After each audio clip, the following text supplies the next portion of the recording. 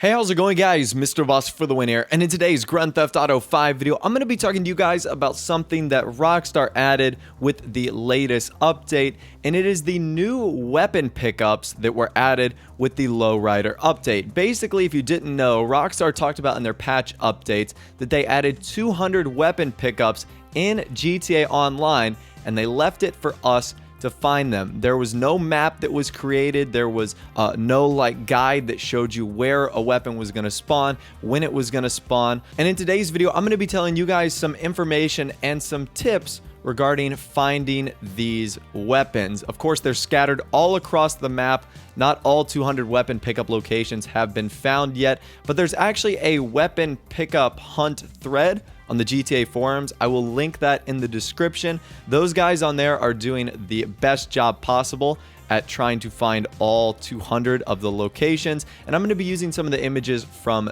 them in this video just to show off some basic examples of where some of these weapons are hiding. But definitely check it out in the description if this is something you're very much interested in. All right, number one, let's start with some basic information. These weapon spawns are going to be random based on the lobby you are in. So every lobby is not going to have all 200 weapons in the exact same location. There's going to be some lobbies that have some weapons and other lobbies that will have some of the guns or some of the sticky bombs or whatnot at other locations. And this can be anything like a baseball bat or a sticky bomb, which of course I'm going to show you guys in a little bit. And I'm actually testing this out right now. There's a baseball bat that kind of spawns in this batting cage at Los Santos University that can be seen in this photo right here.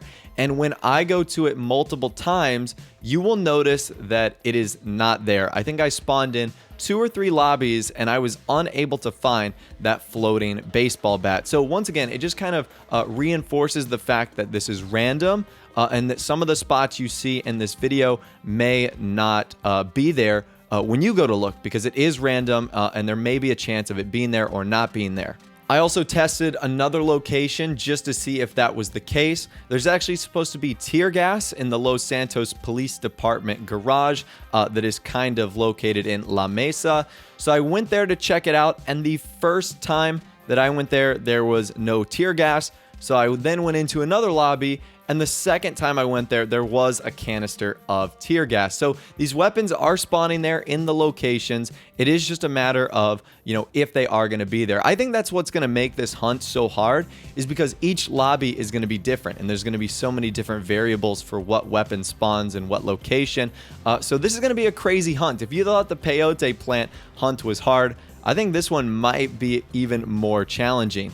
Now, I'll also leave a link to a pretty helpful map that you can actually use to document your findings if you want. The website is gta5map.com, but I'll have a link in the description. It's basically where you can place down markers at exact locations with little pinpoints that give you an X, Y, and Z axis. So if you do really want to document all of your findings, this is a great map to use it on. I'll leave that link in the description. It's really easy. I'm a real hands-on person, so when I find something, I like to write it down, and this would be great if you wanted to continue that search. So once again, I'll leave that in the description. And there's also some information that's been found from FunMW2 regarding some coding that seems to be implemented and attached with these weapon pickups that are actually blips that are applied to every spawn location with its weapon icon.